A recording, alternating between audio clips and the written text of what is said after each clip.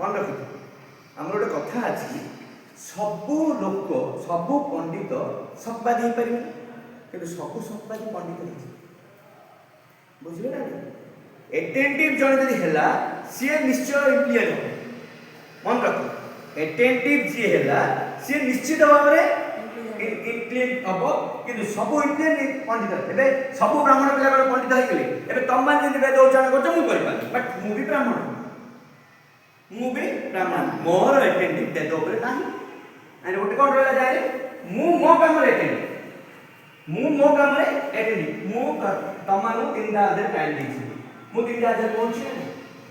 1 minute भी एपट सेपट नहीं मु पहुंची एटा होछि मोर एटेंटिव एटा होछि मोर एटेंटिव तम मन एटेंटिव कोन गुरुजी कहछनी 3:30 रे आइले we must attend the class in 3:30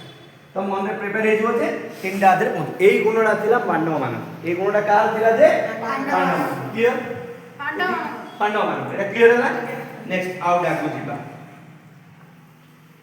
they used to learn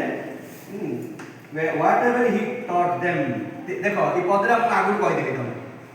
ए धारीटा हम तुम आगु कहि देली